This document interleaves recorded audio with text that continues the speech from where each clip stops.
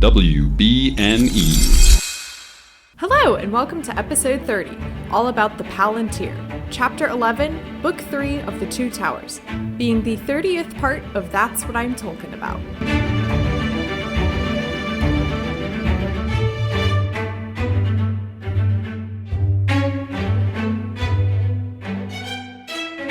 Hello, my name is Mary Clay. If that's too complicated for you, just call me MC. And sake, it's actually future Mary Clay.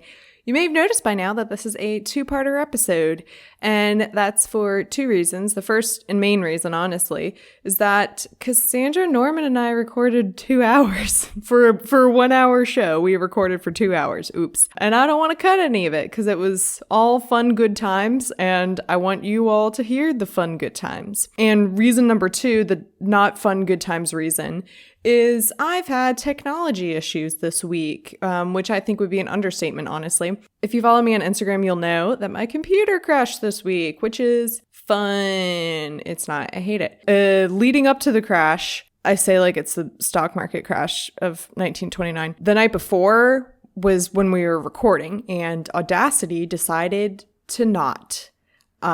Is just the long story short of that. And there were moments of my audio that weren't recorded properly. So what I have done for this episode, and hopefully you don't notice too much, is I've gone in and re-recorded the parts that cut out in the original audio. So if you notice some kind of difference in audio quality, or it just sounds a bit different or something, that's what that is. Or I will jump in and say, and this is the part of the conversation where we started talking about Felicity, the American Girl doll, which actually did happen. It was a fun conversation. Although now that I'm thinking about it, I don't think it'll be until next week's episode. So something to look forward to. And I need time to do all of that editing. And I don't have enough time to do that editing for 2 hours worth of stuff. So that's what's going on. Here's what's happening in your neck of the woods. I'm not Al Roker. Yeah, thank you for your understanding and patience, hopefully. And if you're not understanding and patient, don't tell me. So that being said, I'm going to introduce Cassandra and Norman because the intro cut out. Would you imagine that? For this week's episode, I'm joined by Cassandra Fredrickson and Norman Mitchell of the Lord of the Rings Minute podcast.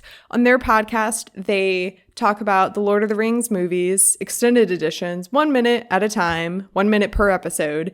And I admired that dedication to the craft and was like, these people have gone into the depths of Lord of the Rings that many people have not. So I got to get them on. And they're here today in my live studio audience. Just kidding. Welcome, Cassandra and Norman. Hi. Hello. Thank you for having us. Yeah. I really appreciate the work ethic that you guys have for your podcast because you guys... Oh, thanks. You guys put it out daily, right? Yes, Monday through Friday. Mm-hmm. Wow, that's crazy. I can't imagine putting out a podcast on a daily basis. So good for you guys. How did that get started? Well, I think the originator of the idea is because there's over 140 of these bad boys in the internet. The way we heard about the concept was actually Star Wars Minute, and my friend / podcasting partner Scott Corelli and our friend Nick Jimenez did Back to the Future Minute on our podcast network. And so this was in the very early days when there were only maybe 6 of them. So we just decided we both really like Lord of the Rings. Yeah. You originally were just what if we do Harry Potter? Yeah. And I was like, but Lord of the Rings though. Yeah. So we've been doing this since what, 2016? Yeah, since 2016. I mean, we just passed episode 500 for our podcast so that's total. Crazy. I don't know when Congratulations. This is coming out, but yeah. Thanks. Lord of the Rings has a lot of minutes to talk about. Yes. So. Yep. Episode 500 is roughly a quarter of the way into the Return of the King. And we're doing the extended editions, so oh wow, we just made more work for ourselves. Well, I'll definitely have to have one or both of you on when it comes time for me to cover the movies, because at this point you guys will be that'd be fun. You guys will be movie experts because you've analyzed every single frame and whatnot. Sure, let's frame it like that. I don't know, I would say we're more like fanatical at this point, because it is just like trying to explain the concept to people, because they're like, oh, what's your podcast about? I'm just like, well, we watch a movie minute by minute and then we talk about it. Yeah. And the question is always, well, about how long are your that's episodes? no different than my podcast. I read a book chapter by chapter and then I talk about it. So that's not too crazy. There are crazier podcasts out there. Oh, for sure. I mean, we always get the question, well, how long is an episode? And it's just 20, 30 minutes talking about 1 minute of a movie. Our longest episode is over an hour, I think. Oh my gosh. Yeah. Was it, I'm trying to like guess where it would be. Was it about like the Helm's Deep battle or something? No, it's not. It's in Fellowship, right? No, it's in Two Towers. Oh, it is in Two Towers. Our second longest is in Fellowship. Yes. Our longest one is about Eowyn. Oh, yeah, I get it.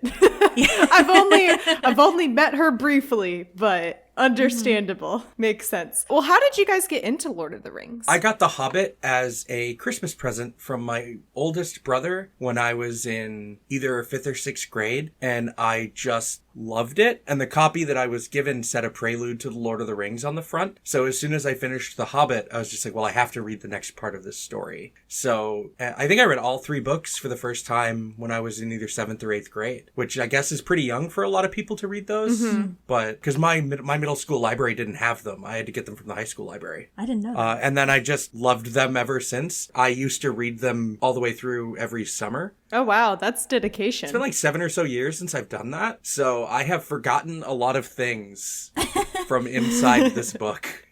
What about you, Cassandra? My dad was a very avid reader in general, but he really loved fantasy and sci-fi. So when my sister and I were very young, I think like 4 or 5, I remember my dad reading us chapters of The Hobbit as like a bedtime story. We watched that. Have you seen the like the 1970s like animated Hobbit movie? I haven't, but it is on my list of things that I will cover.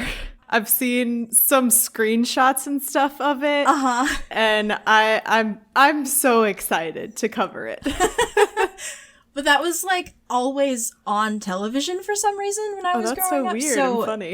It's like a weird cornerstone of my childhood, and so I read The Hobbit a lot, but I couldn't really ever get into Lord of the Rings. I really wanted to see the movies because I was in middle school at the time and like super into Orlando Bloom. I mean, who amongst us wasn't? Right? So my dad was like, well, you have to read the books before I take you to see the movie. I finally sat down and read the books, I think the summer between 8th and 9th grade. And I had like a really intense Lord of the Rings phase, like all throughout high school. And it had been a while, like, that I'd watched the movies or even really thought about it since before we started the podcast. But now I'm just, like, in Lord of the Rings mode all the time now. So it's, I don't know. It's like reconnecting with an old friend, as cheesy as that sounds, because it was just, like, such a core part of my childhood. The Hobbit was, anyway. Yeah. Well, I mean, you were definitely not the first person to say something similar of like, oh, this was nice to reconnect with something that I really enjoyed when I was younger or something I haven't thought about in a while. And what's also funny is that I've definitely had a lot of people on who've been like, yeah, I started reading Lord of the Rings because of my dad. Yeah. And my dad got me into it. So I guess Lord of the Rings is just like a dad book. Or series. Yeah. I mean, the book came out in 54, so it's just probably a matter of how widespread the printing of it was when the generation before us was growing up and reading.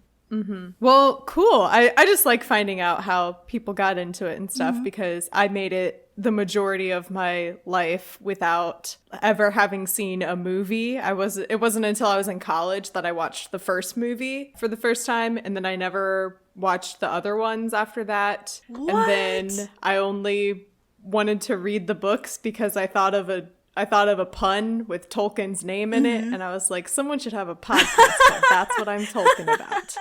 And that's literally like the origin of this podcast. Is I tweeted that, and my friends from college, who now they're my friends, we were more like Twitter friends at that point, because we didn't even know each other until then. We're like, hey, we have a podcast. We want to grow into a network. We'll help you produce your podcast. And I was like, okay. That's awesome.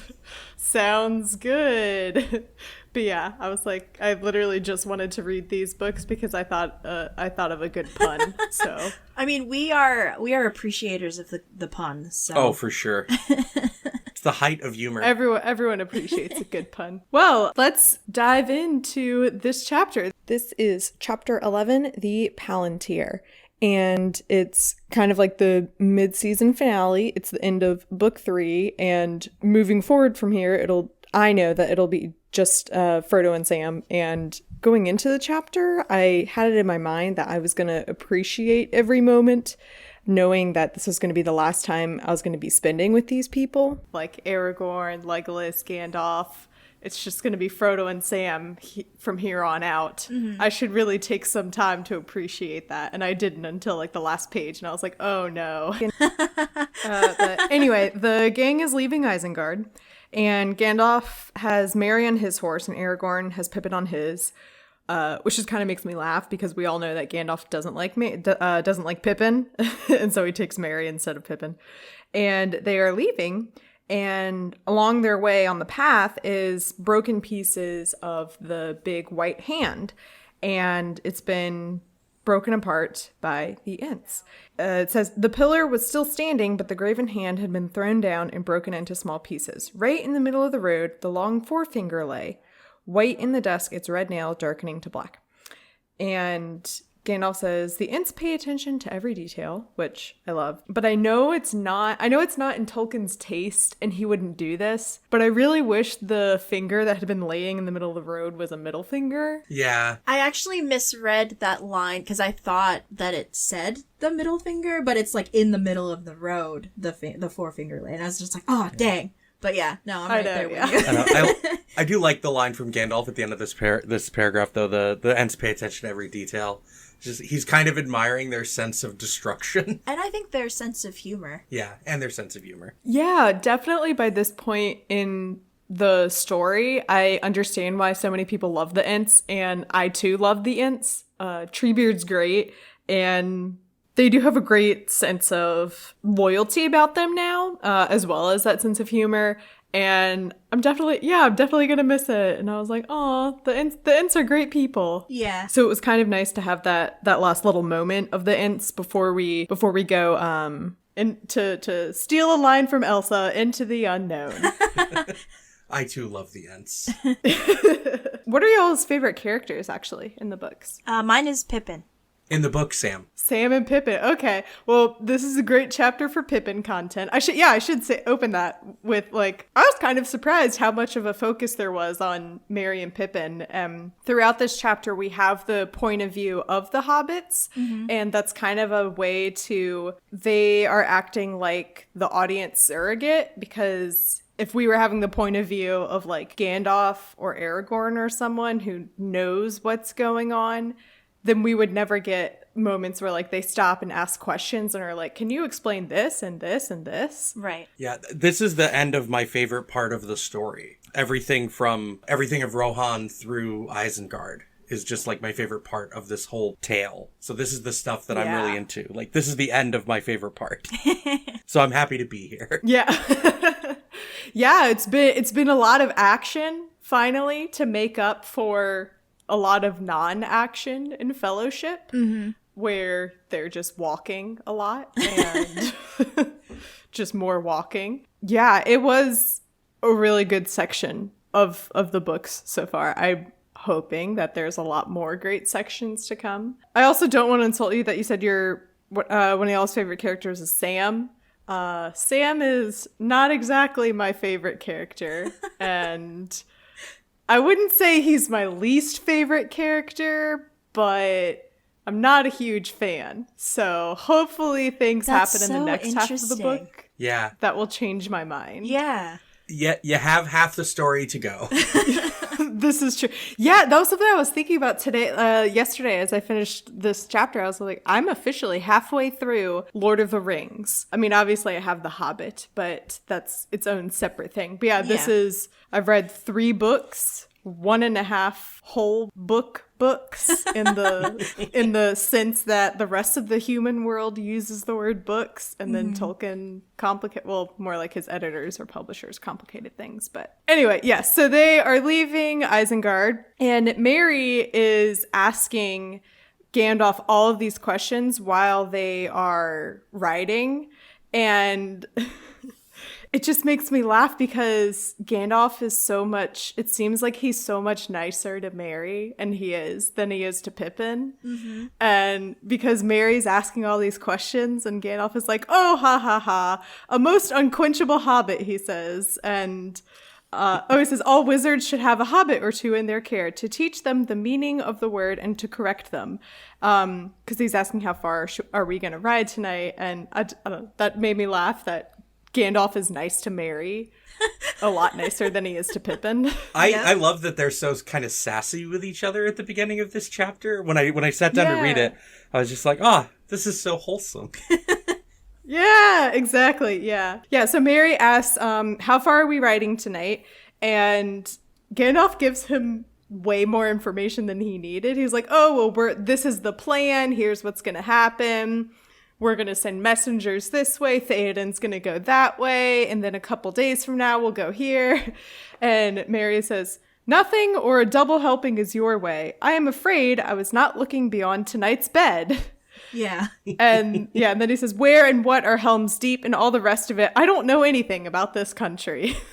Yeah, so Gandalf just flooded him with all this information. And Merry's like, I'm just tired. And I just want to stop for a bit. That's all I needed for right now. Yeah, because most of the time Gandalf is just vague with people. Oh, so vague. Yeah, I love that. Nothing or a double helping is your way. Yeah, because all the time Gandalf just provides no information at all. Mm-hmm. At all. And then eventually he keeps trying to ask, he's like, oh, I'm on a roll. Let me ask more questions. And then Gandalf is like, all right, I have to think now. Let's be quiet. And they ride on. Yeah, Gandalf is like, I have to sit here alone with my thoughts. Please kindly shut up. Yeah, I like this line here from Merry. It went after Gandalf says he's going to stop answering questions. All right, I'll tackle Strider by the campfire. He's less testy. Yeah. Also, this has been I forget that the hobbits have they have a weird obsession with Aragorn because they're still calling him Strider, which is what they originally introduced, or originally what he introduced himself as. Right. And they're just always obsessed with him, and I love it. So they're like, there's this big burly man and he knows everything. Let's go ask him. He's really strong and cool, and look at all these orcs he kills. I know, and he saved our lives a bunch of times. Mm-hmm. Well, they've spent the most time with Aragorn, because, I mean, Gandalf, falls off a bridge and dies for half a book, and... Yeah. Yeah, they really bonded with him over that tragic death. Mm-hmm. Which, speaking of, when they stop for the night, Merry and Pippin sit down and talk. Pippin is jealous of Merry because he got to ride with Gandalf, and Pippin really wanted to ride with him. And he asks Merry what he's been like, or he asks if he's seemed different since his death, or I don't even know. I don't know if I've ever thought about it. Did Gandalf actually die? And then he came back to life, or was, I don't know, resurrected? Or did he just, very nearly almost die? That is an incredibly complicated question. The long and short answer is yes, and he's fine now. Yes, he died. Yes, he died. Yes. And yes, he's okay now. But the time period he was dead was so tiny in the world of, Middle Earth, that he might as well have not been. It's just he went to heaven and he came back. Yeah, it was so minuscule that, so I guess it's like how when people die in the hospital and then they are, oh my God, what's that? Resuscitated? Yes, resuscitated. Thank you so much.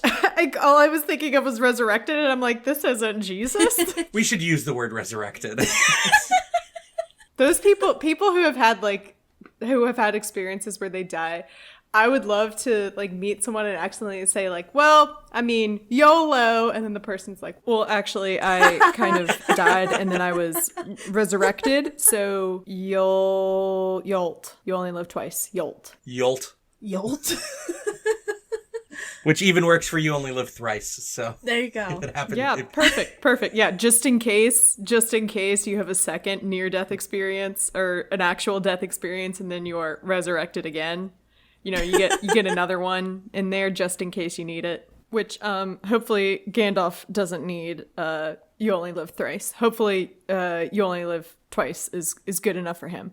So anyway, yeah, Merry and Pippin are talking about what Gandalf is like now that he's been resurrected, now that he's yolting.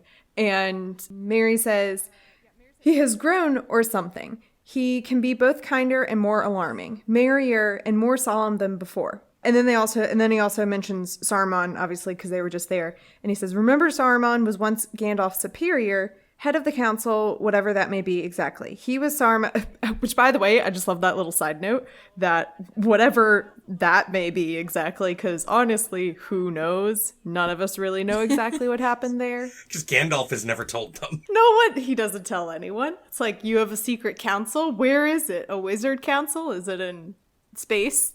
Heaven? I don't know. I have a quick question for you. Yes. So, when you're done with Lord of the Rings, do you intend to do the Silmarillion?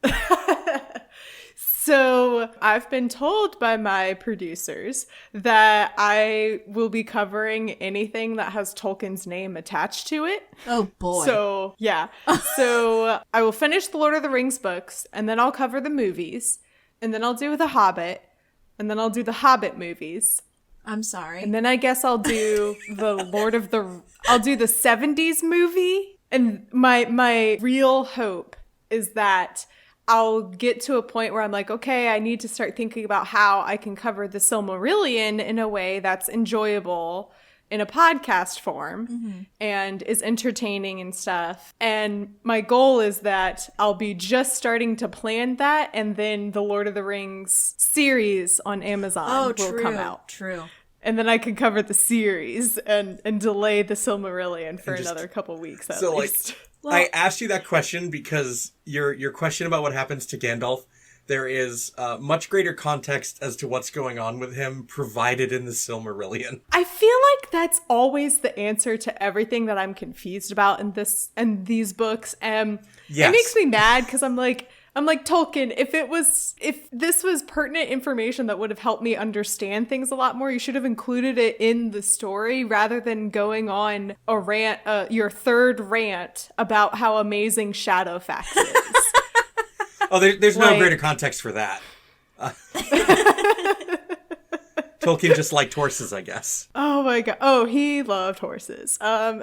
Were you aware that the Amazon series is going to be covering stuff that happens in the Silmarillion? Yes, I think I do know that now. It's doing Second Age stuff. Yeah. Right? Okay. Numenorian stuff, it seems. Yeah, I wasn't sure if that was just like the rumor floating around or if that was like actual confirmed stuff, but now it seems that yes, that's the actual confirmed thing. Yeah. That first map which image, is exciting. Yeah, that first map image, everyone was just like, oh, it's going to be a Fall of Numenor story. I'm ready. I don't know that she knows what that means.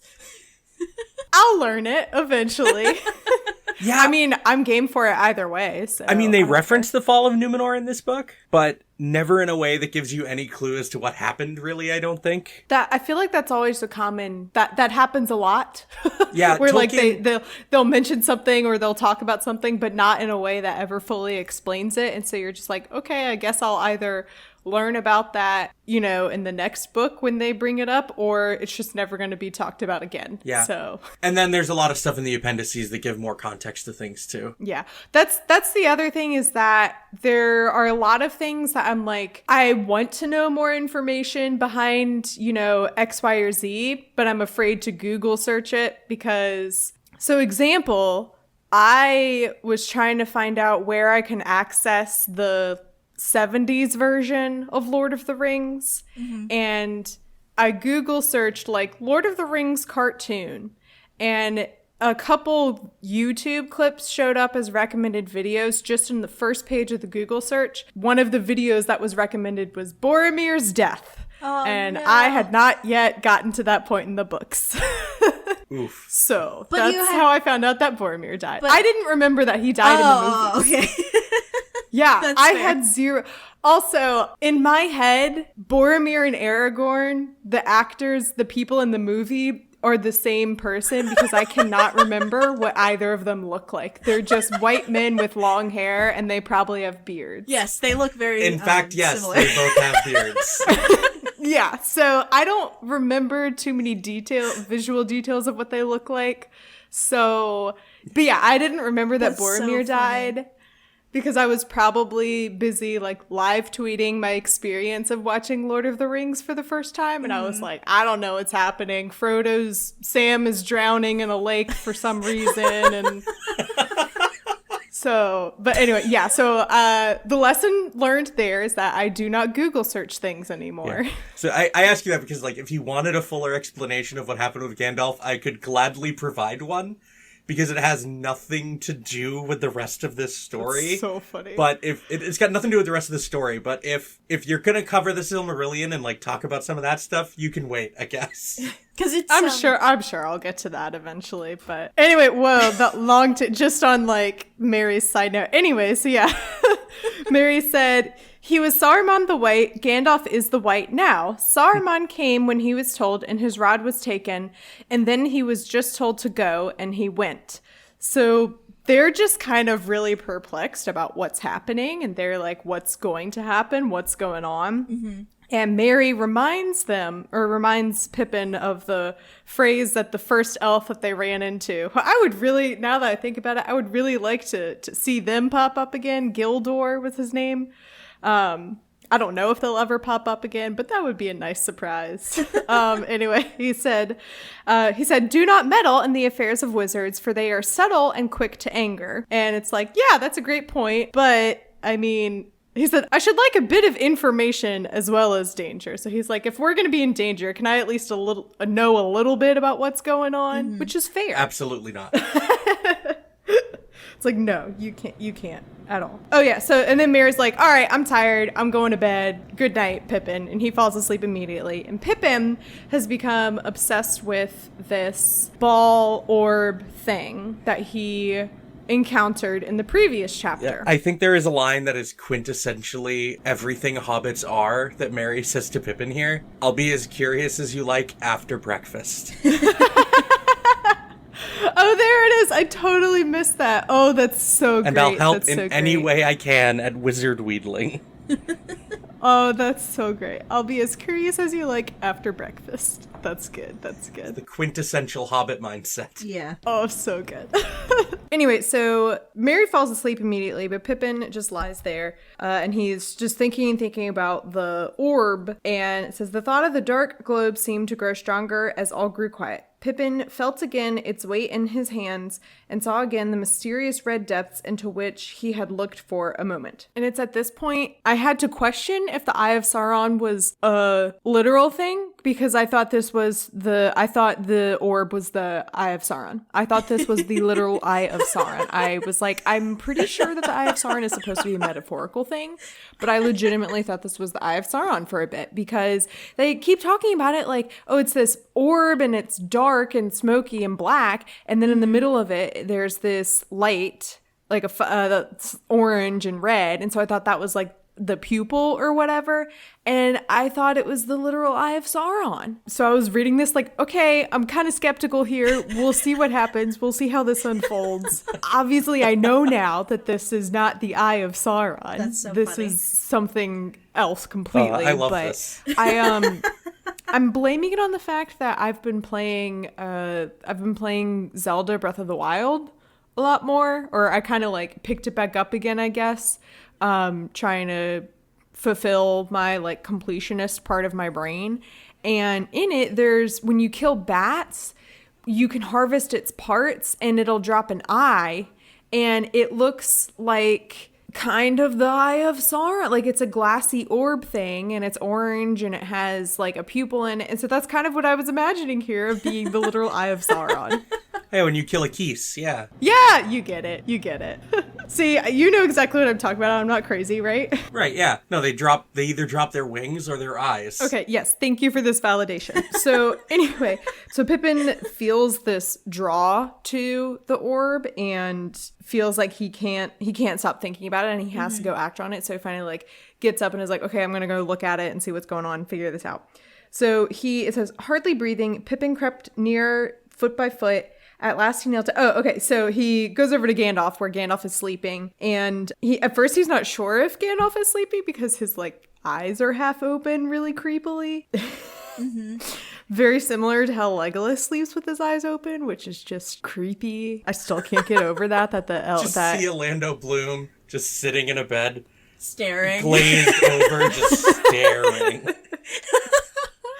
Oh, it's gross. I hate it. Oh, there's just something wrong about sleeping with your eyes open. Oh, yeah, 100%. It's just, to me, it's just funny that it's the elves that do that. You know, the elves are these, like, beautiful, majestic creatures, and they sleep with their eyes open. It's awful. I hate it. That's because elven senses aren't even really deadened when they're asleep. They're still aware of the world around them in a way that people aren't. Okay, makes sense. They have to always be watching with their elf eyes. They're just better than people. Yeah, I 100% agree. I love the elves. They're my favorite people. Granted, I haven't really met the dwarves, only Gimli at this point. Also, quick side note / poll for the listeners. How would you guys pronounce the name of Gimli's father? Gloin? Gloin. Okay, great. Thank you. There's some debating, and I think I'm really the only one who's like, there's a debate, and everyone else is like, we don't care, pronounce it however you want. But it's, I think, technically supposed to be pronounced Gloween because there's an accent on the I, and there's been a lot of back and forth, and whenever I like look up to see how it's pronounced, it always points me towards Gloween, but they say Gloin in the movie, and yes, and they had a Tolkien language scholar working on the movies. Yeah. So as far as I'm concerned, it's Gloin. Great. Perfect. Thank you.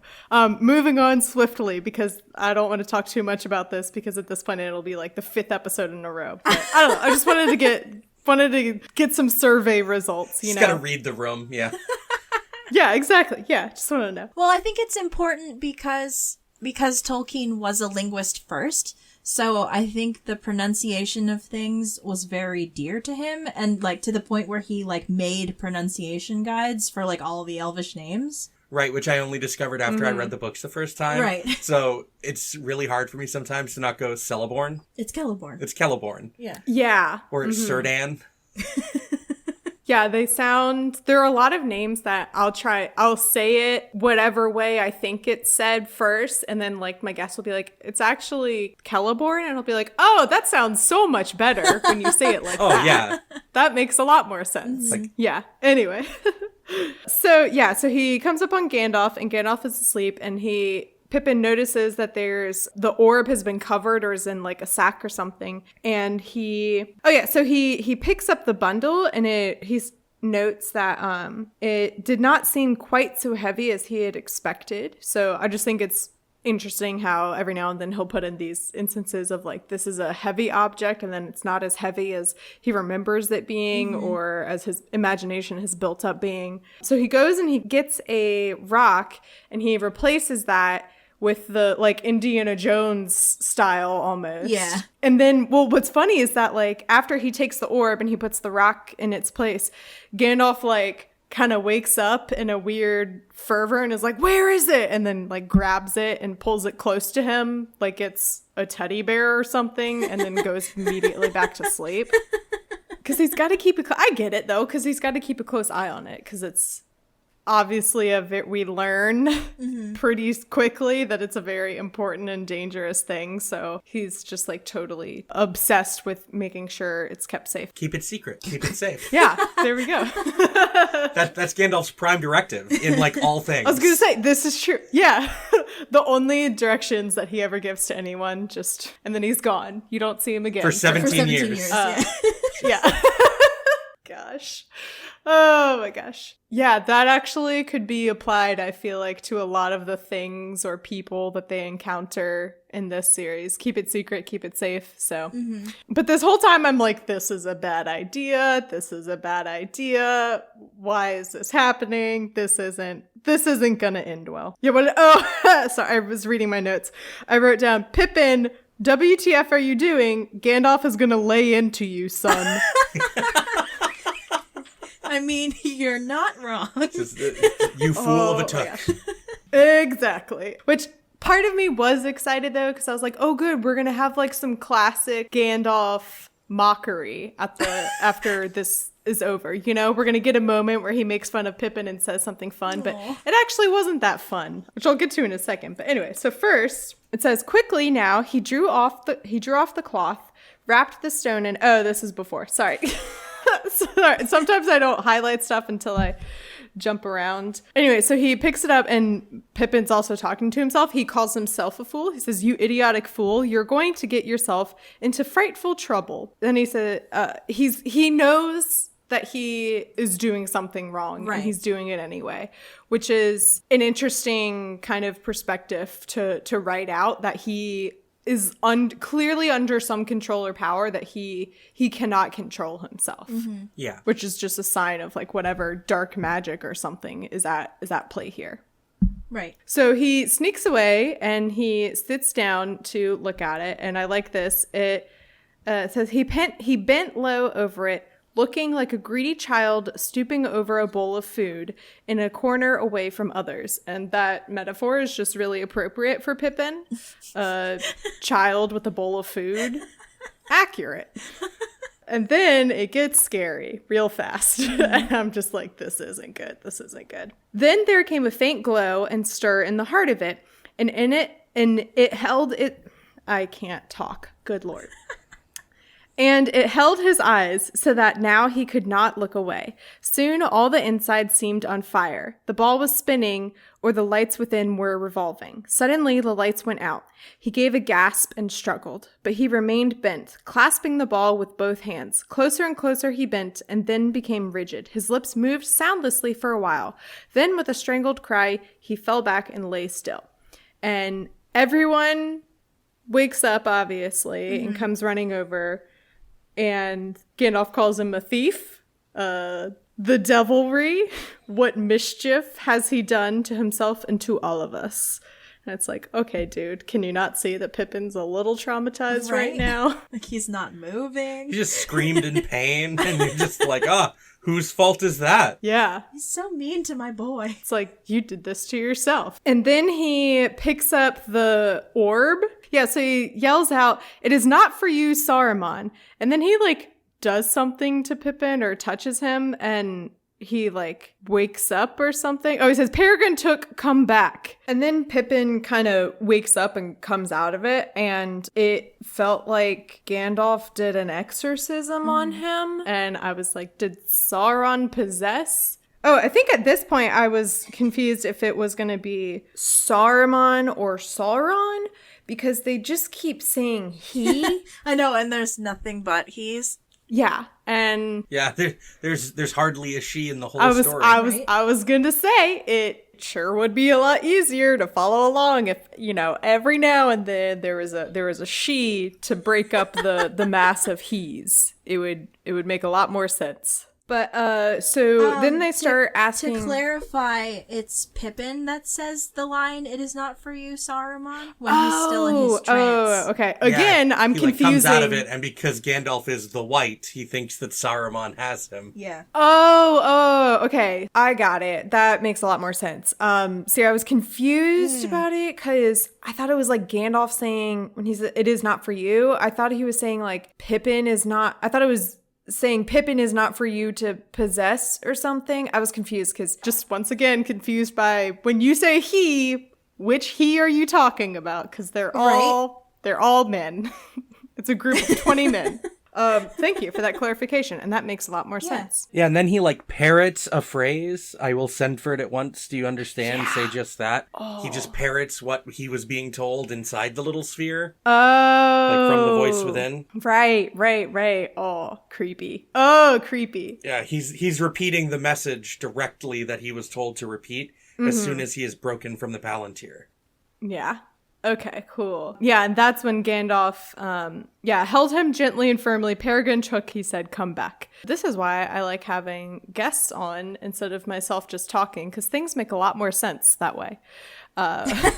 When they're like, actually, you definitely did not read that right. And I'm like, oh, thank you. That makes a lot more sense. But yeah, it just, it reminded me, there was a story that like, when I went to, Christian camp like every summer for a week, and one of the pastors one time, or whoever speakers, was telling this story about how when he was little at his church, if like he or his other siblings would start like falling asleep or like dozing off or spacing out or whatever during church, his dad would lay his hand on like his head, and then he would just really loudly yell, "Demons out!" And the whole congregation would turn around and stare at them. And basically it was a way to like embarrass them, to be like, that's why you don't fall asleep in church. But that's kind of what I'm imagining here, that like that Gandalf just puts his hand on Pippin's head and yells, "Demons out!" And, oh my god! I mean, it wouldn't be Gandalf's first exorcism. Yeah, exactly. He has experience. I'd watch a version of The Exorcist that follows Gandalf, but it's just Gandalf. Yeah. I'd watch that. Oh my god. Of like, or maybe someone should green screen Gandalf into The Exorcism. Yeah, just green screen Ian McKellen into The Exorcist. Yeah, perfect. I'd watch it. But anyway, so Pippin is saved, sort of, because now Gandalf is here to yell at him. Yeah. And poor Pippin, he is clearly like terrified. And the first things he says is, "Gandalf, forgive me." And Gandalf is like, I mean, what have you done? Like, what happened? What do I need to forgive you for? So first he says, I wanted to go away, but I couldn't. And then he came and questioned me, and he looked at me, and that is all I remember. And once again, they never say, who is he? It's just he. And then Gandalf is like, maybe try thinking that over again and see if you can remember more. That won't do. Yeah, he's like, we're gonna need a little more information, bud. Like, we're dealing with some pretty dark forces here. We need to know what happened and what you told them. He says, I saw a dark sky and tall battlements and tiny stars. It seemed very far away and long ago, yet hard and clear. Then the stars went in and out. They were cut off by things with wings, very big. I think, really. But in the glass, they looked like bats wheeling around the tower. I thought there were 9 of them. One began to fly straight towards me, getting bigger and bigger.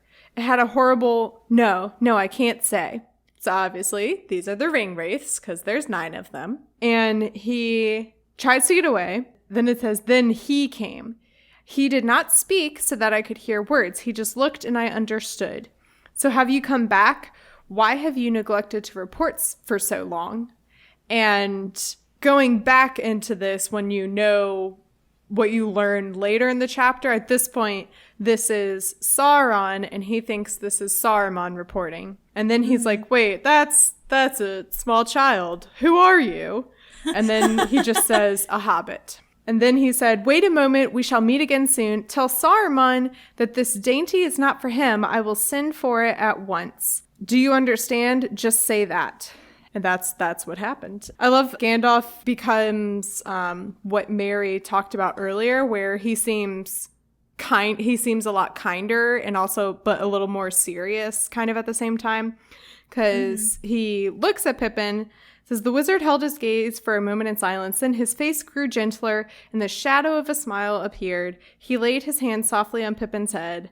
of course, calls him a fool. He says, "A fool, but an honest fool. You remain, Peregrine Took." And that's Pippin's ordeal. Poor bud.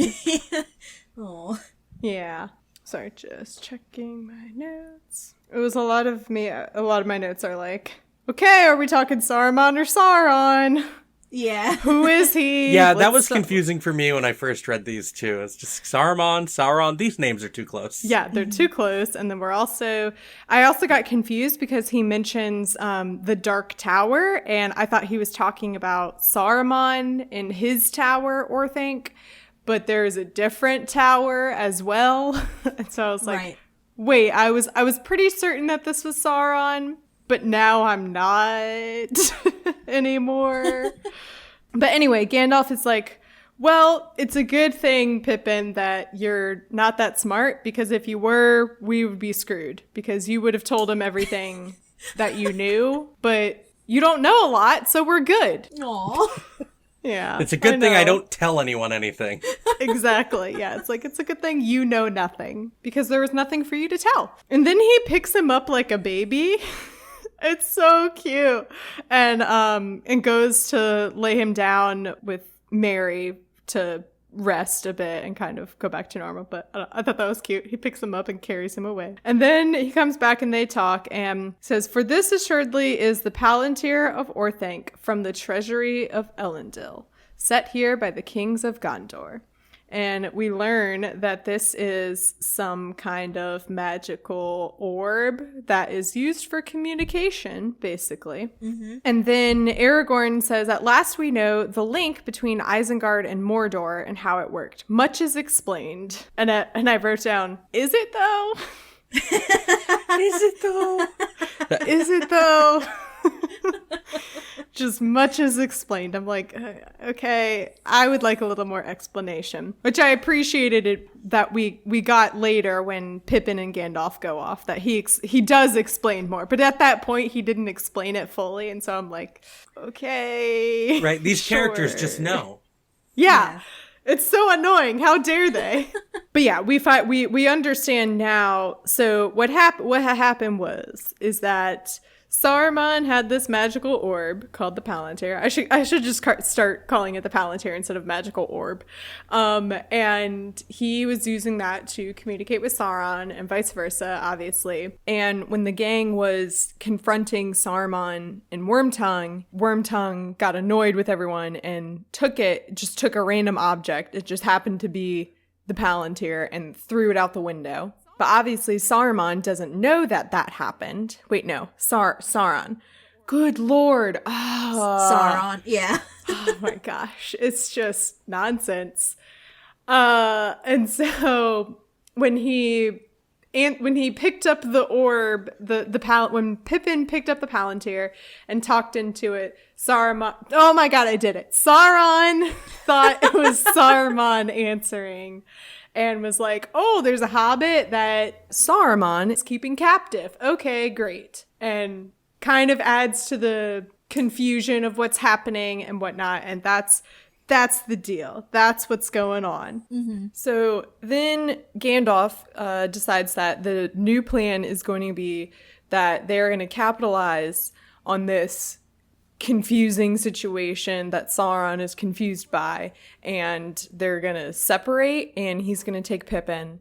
And I should mention that towards the beginning of the chapter, one of the things that he explained to Mary is that the plan is to kind of scatter and split off, because they will be safer traveling in smaller groups because they will be less noticeable, and that's the plan at this point. And then I got really excited, like super hype for a really brief amount of time, because I was like, oh snap, the action's happening. This is going to be our action-packed season finale or mid-season finale before the winter hiatus, except I'm not going on winter hiatus. It says, in that moment, a shadow fell over them. The bright moonlight seemed to be suddenly cut off. Several of the riders cried out and crouched, holding their arms above their heads, as if to ward off a blow from above. A blind fear and a deadly cold fell on them. Cowering, they looked up. A vast wing shape passed over the moon like a black cloud. It wheeled and went north, flying at a speed greater than any wind of Middle-earth.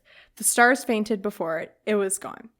So I got really excited because I was like, oh, ring wraiths are coming. They're going to attack the camp. We're going to go into a battle, but not really. Just showing that it's traveling and that's it. So, and then what's his name? Gandalf picks up Pippin and they ride off on Shadowfax together. Aragorn places Pippin in Gandalf's arms wrapped in a blanket. It's so cute. He's their baby. I do really like the flow of the line, farewell, follow fast, away, Shadowfax. Oh, nice. Yeah. Great point. Farewell, follow fast, away, Shadowfax. I like that. Like a little poem. Almost like sounds like it belongs in Goodnight Moon or something. Yeah. Speaking of nights, sort of. Not really. I don't know. I was thinking of Moon. Anyway, it shows Merry and Aragorn talking, and Merry is like weirdly jealous that Pippin is getting all the attention. It says, a beautiful and restful night.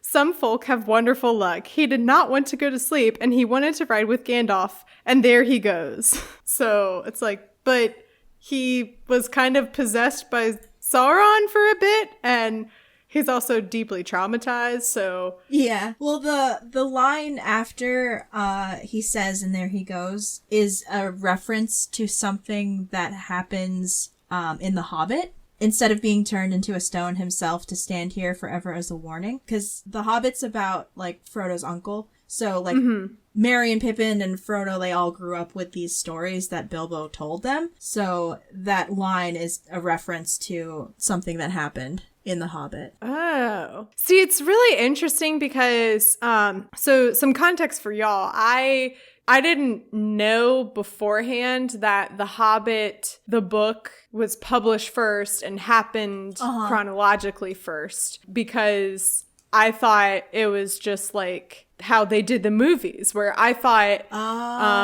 Tolkien wrote Lord of the Rings and then later on wrote The Hobbit as a kind of prequel thing. So when I started, like a Star Wars situation, I guess, yeah, and so when I started the series, I was like, well, yeah, naturally I'll start with Fellowship of the Ring. So I did that wrong, but it's interesting that like you point out that little line that is a reference to The Hobbit, because I wonder, it just makes me wonder, like, how many other lines like that have I just completely blown past without even realizing that it's a Hobbit reference or something. But I don't remember where it is, but there is a very explicit one that has to do with Frodo's birthday somewhere in this story. I don't remember where it is in the book, but it's Frodo thinking about his birthday and it being him being the same age as Bilbo was when something in The Hobbit happened. Aww, and he Frodo. Mentions the event. Okay, I think that might be, I'll have to. That might also be narration and not actually in Frodo's head, but it's definitely text in the book. Yeah, it's hard to tell like what's actually a character's thought versus what is just being told, because technically pretty sure at this point that like the Lord of the Rings books are written, like quote unquote written by Bilbo, because his whole thing is when they were in Rivendell was telling Frodo like, oh, I'm gonna write books about your adventure and stuff, make sure to tell me everything.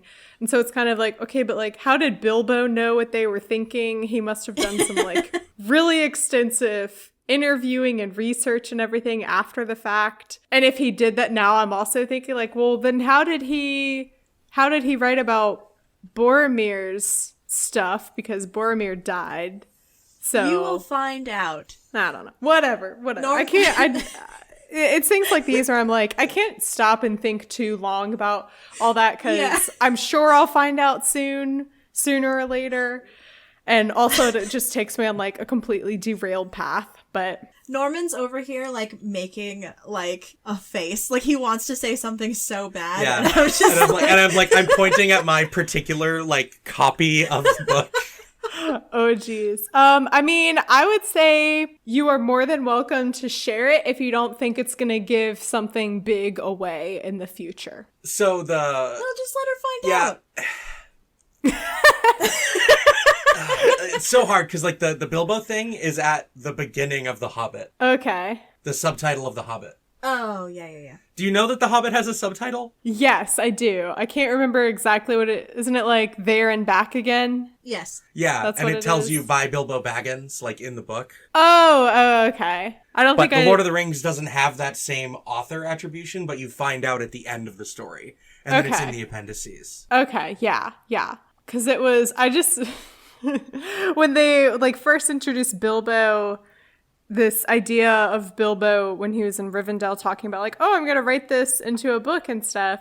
I was like, I swear if like the last page of Return of the King. Oh, by the way, I should add that you guys are by no means obligated to answer or respond to any of my questions or comments or whatever. If you think your response will give something away, you can definitely plead the fifth.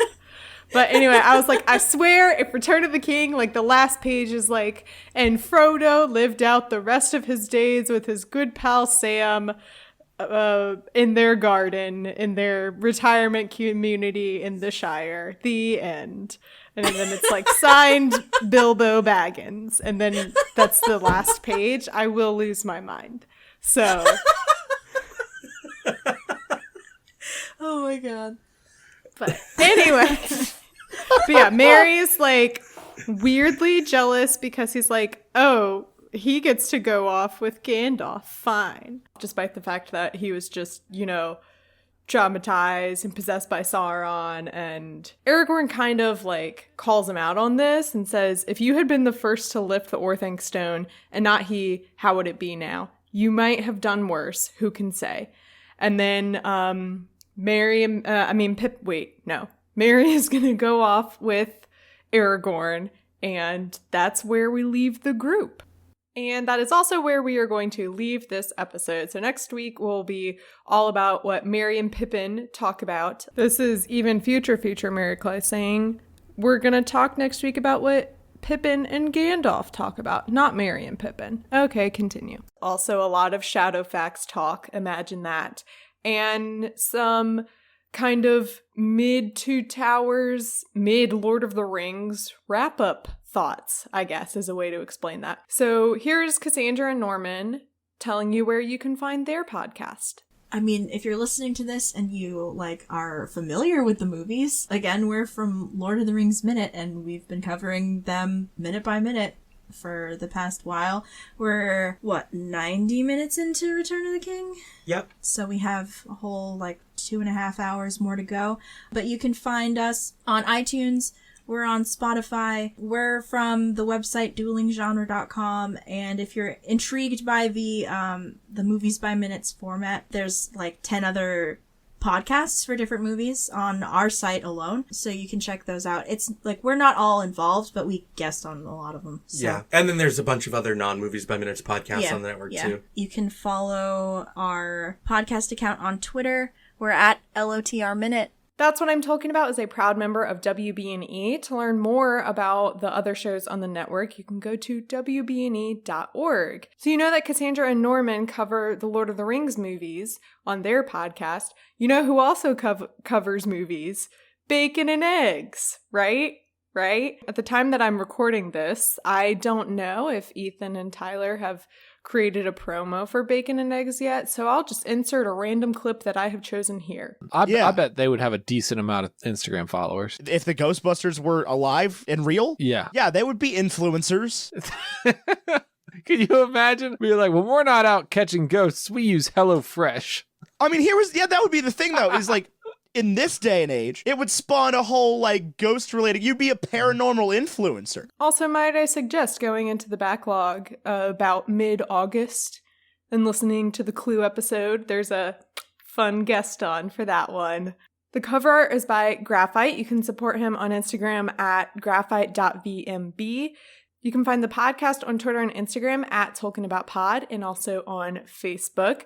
You can also support the podcast on Patreon. Go to patreon.com/TolkienAboutPod. And this week's sponsor for the episode is Sydney King. Thank you, Sydney, for supporting That's What I'm Talking About. Also, if you like books, I recommend checking out Sydney's podcast, Some Reading Required. You can find me on Twitter at MCWhatsUp. You can also find me on Instagram at MCTurnedDownForWhat. And if you follow me on Instagram, you will learn about all of my wonderful technology things that have happened. Stay in the loop before the loop even is created. Does that make sense? No. I don't know how to end these episodes when I don't have a guest. To pull back the curtain a little bit, I'm just sitting here in my empty apartment recording by myself. There's no person on the other side of Skype this time. It's just me. I feel sad about it. And that's what I'm talking about. God, I'm sorry.